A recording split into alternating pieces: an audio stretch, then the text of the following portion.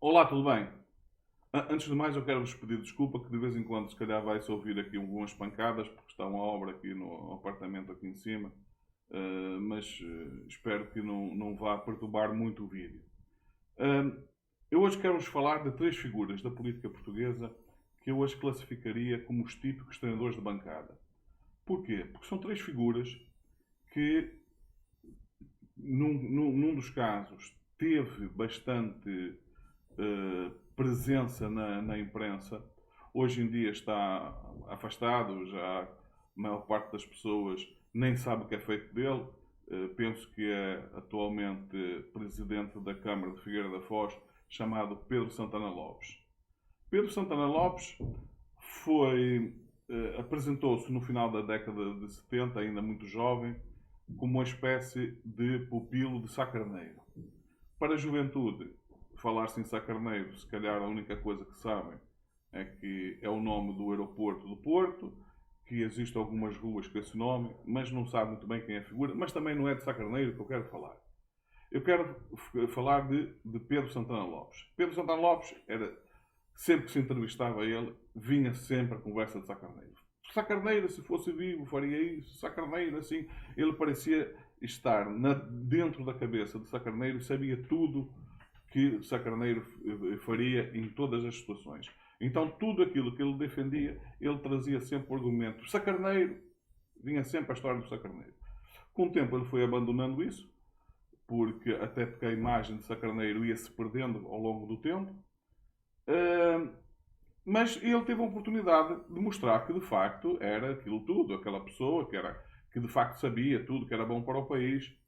E chegou a primeiro-ministro, penso que por volta de 2004, 2005, por aí, e, e foi um verdadeiro desastre. O governo durou muito pouco tempo, nem o próprio PSD já conseguia aguentar mais com ele. Cada intervenção, cada medida, foi uma coisa totalmente desastrosa. Eu só não consigo colocá-lo é pior que Passos Coelho, porque Passos Coelho conseguiu ser um desastre durante 4 anos. O Santana Lopes, se calhar porque os tempos eram outros, foi um desastre de tempo mais curto, porque se calhar naquela altura o nível, a qualidade da política era superior e as pessoas não tinham tanta paciência com tanta incompetência. Hoje em dia, infelizmente, há muito mais paciência com a incompetência e com a incapacidade para exercer certos cargos, de tal forma que a cada eleição a qualidade da Assembleia cai de forma significativa. Portanto, é este exemplo. Uma pessoa que sempre que era chamada a falar sobre qualquer assunto parecia ter a solução para tudo e quando teve a oportunidade foi um desastre. E ainda por cima, ele é uma pessoa tão sem noção da leitura de política que ele chegou mesmo a acreditar que seria uma boa ideia abandonar o partido em que ele estava, o PSD, e fundar o seu próprio partido, que chamou Aliança. E claro, foi um desastre. Esse partido nem sei se existe ainda, mas foi um partido que a impressão que eu tenho é que nem os próprios familiares deles, pelo menos nem todos, votaram nele. A segunda figura que eu quero vos falar é de Paulo Portas. Paulo Portas é uma figura que ainda hoje atrai muita atenção, as pessoas gostam muito de ouvir e também é o típica pessoa que sabe sempre qual é a melhor solução para tudo. Paulo Portas surge na política também nos finais da década de 70, como jornalista do jornal O Independente, que era um jornal bastante lido, que muita gente comprava esse jornal precisamente para ler as suas matérias.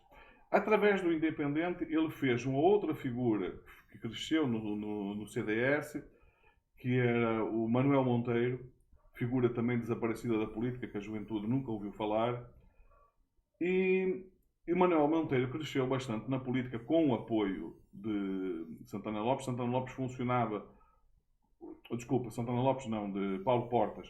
Paulo Portas funcionava como uma espécie de mentor Manuel Monteiro, que quando percebeu que Manuel Monteiro já tinha crescido bastante e que todo esse crescimento se devia ao trabalho dele, ele então resolve entrar na política, passa a perna no Manuel Monteiro e, tanto que ele, não sei se ainda hoje são brigados, mas eles, pelo menos na altura, brigaram. Manuel Monteiro sai do partido, também fundou o seu partido, que conseguiu, durante algum momento, dividir o CDS e ter alguma relevância, mas rapidamente desapareceu, porque todos os partidos personalistas, como era o partido, como foi o PRD há muitos anos atrás, que era criado à imagem de Ramalhianes, era o partido do ex-presidente da República, Ramalhianes, também surgiu com muita força e logo na eleição a seguir desapareceu.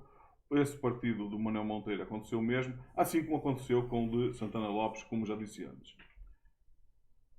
Paulo Portas, quando finalmente chega ao poder, sempre se revelou um ministro desastroso. Inclusivamente, é bom as pessoas não se esquecerem que o maior escândalo abafado pela imprensa do país foi o escândalo dos submarinos. Muita juventude de hoje nem sabe de que se trata. Sendo que se esse caso tivesse sido investigado como foram outros, provavelmente Paulo Portas teria pago caro e bem caro. Porque essa história dos submarinos foi uma história básica, muito rápida, se explica muito rapidamente.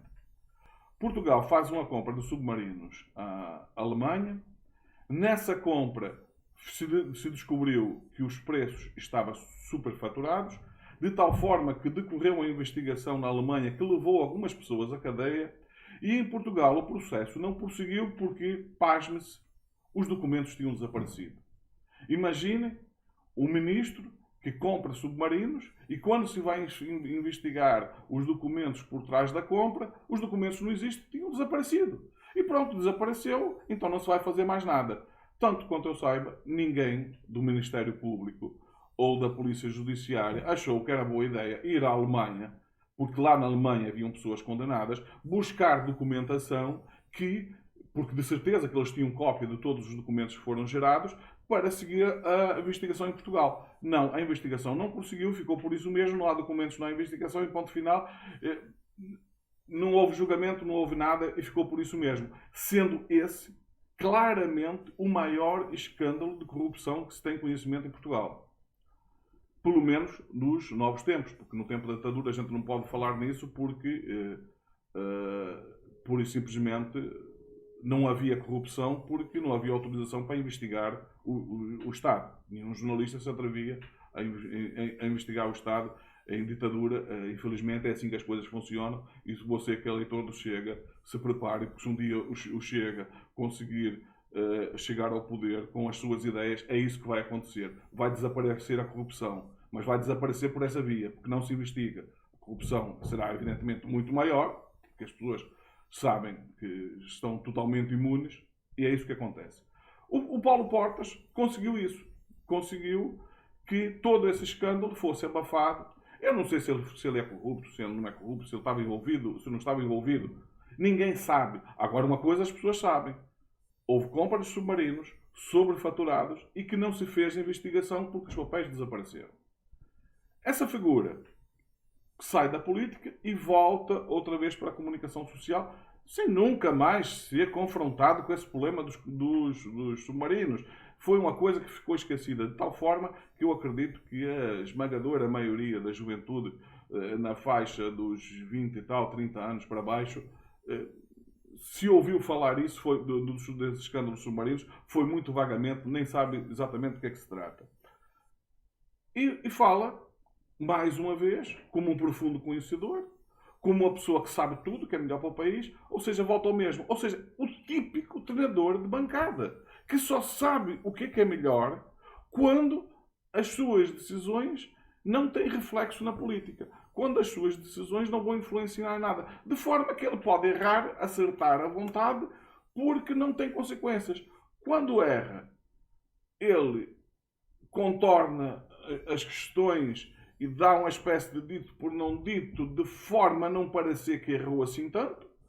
Quando acerta, então aí chama a atenção de que foi ele que mostrou aquilo primeiro, chama a atenção de como ele tem esse visionário que sabe das coisas e, sobretudo, ele comenta factos já ocorridos e depois de factos ocorridos e estar perante a mesa, toda a gente sabe o que é melhor.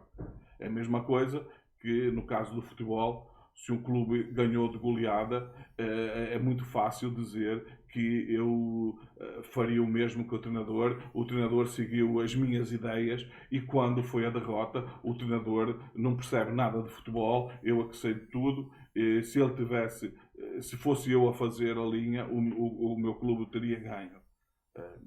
Basicamente é isso que Paulo Portas é hoje em dia. E agora outra figura, e é sobretudo por causa dessa figura que eu resolvi gravar este vídeo. Essa figura é o atual Presidente da República de Portugal. Marcelo sempre teve bastante apoio da imprensa, exatamente como Paulo Portas. Mas até mais do que o Paulo Portas, foi sempre uma pessoa, até pelo perfil dele, com muito carisma, que cativa muitas pessoas. As pessoas gostam de ouvir o Marcelo a falar. No jornal, sempre que tinha as crónicas de Marcelo, toda a gente queria ouvir. No entanto, ele já foi primeiro-ministro. Como primeiro-ministro, foi um primeiro-ministro medíocre. E agora, como presidente da República, que talvez seja um dos cargos mais fáceis dentro da política em Portugal, porque um presidente da República em Portugal é basicamente um monarca eleito. Ele não consegue acertar numa coisa tão simples como o seguinte.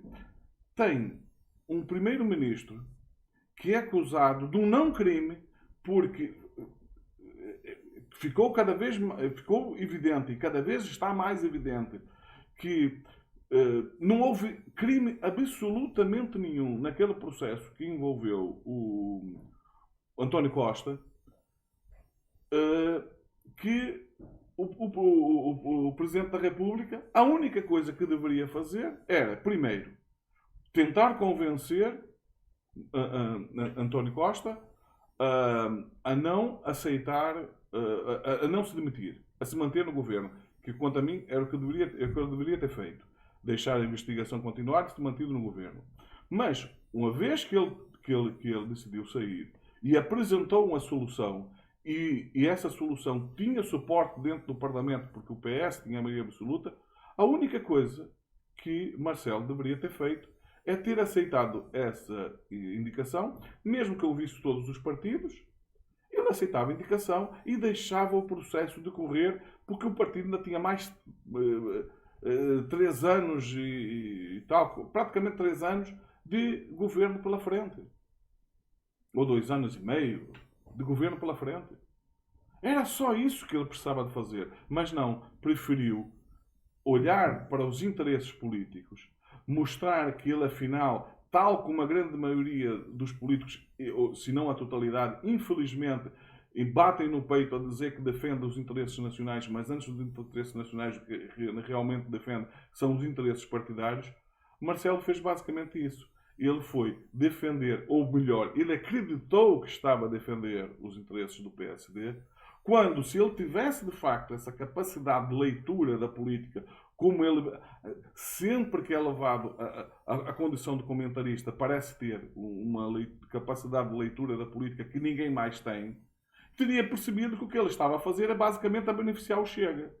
E não por acaso, o PSD só tem hoje mais 2 deputados do que tinha antes, e quem cresceu nessas eleições foi o Chega. A única coisa que ele conseguiu foi que um partido extremista, que nem sequer deveria ser legal, porque a legislação portuguesa não permite que partidos fascistas, extremistas, sejam legalizados, mas é claro, como a lei não prevê uma forma de fiscalizar a posteriori, o que acontece é que, na hora de se legalizar o partido, o que é que se vê? Vai-se ver o estatuto, e se no estatuto não tiver nada que aponte que aquele partido é um partido radical de extrema-direita, como é o caso do Chega, o partido é legalizado. O que deveria haver é um tipo de mecanismo que mostrasse a posterior, não. Uma coisa é o que está no estatuto, Outra coisa é a prática a prática e a narrativa do partido. Este partido é claramente um partido radical que nem sequer deveria ser legal. O Chega é claramente um partido que viola as leis do país, que não permite que partidos de extrema direita, de perfil neofascista, possam ser legalizados no país. Mas o Marcelo achou que era boa ideia dissolver a Assembleia, provocar novas eleições e atirar o país para essa situação de instabilidade, aonde um partido de extrema-direita, que ele mesmo diz que jamais viabilizará um governo com a presença do Chega, ele mesmo, que supostamente tem essa capacidade extraordinária de leitura do cenário político, não percebeu que basicamente o que ele estava a fazer era colocar a extrema-direita muito próximo, pelo menos muito próximo do poder. Eu fico por aqui por este vídeo. Eu acho que ele foi bastante esclarecedor sobre as coisas como eu queria colocar. Mais uma vez eu peço para você, caso não esteja inscrito no canal, se inscrever, partilhar este vídeo nas redes sociais e, se gostou do vídeo, dê o like. Se não gostou, dê o dislike e deixe o seu comentário. Diga o que é que você acha daquilo que eu trago aqui. Se concorda com aquilo que concorda, com aquilo que não concorda, que eu terei muito gosto em ler os seus comentários e responder a eles. Fiquem bem, vemos no próximo vídeo.